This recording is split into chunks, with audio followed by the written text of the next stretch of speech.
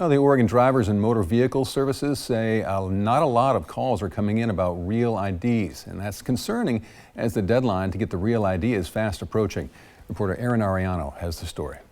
A real ID is a state-issued driver's license or permit or ID card, and it meets the federal security standards. Chris Crabb says the real ID is required by federal law to travel by air, and that law was established 20 years ago in 2005 with the Real ID Act. That act came about after 9/11 to increase the integrity and security of our credentials.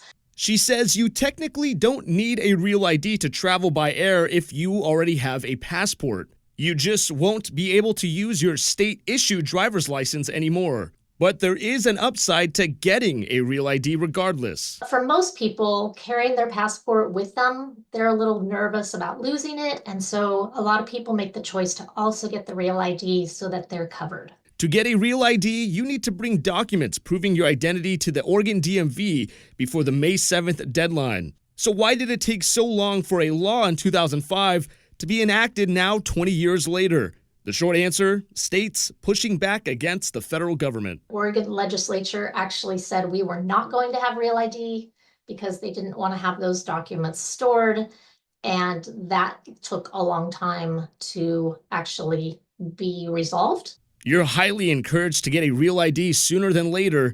What we are concerned about at the DMV is that people are going to be not panic, but be like, oh gosh, I need to get that right away. And we're going to see more lines and more of a demand. So more information about Real ID can be found on our website. I'm Erin Ariano reporting.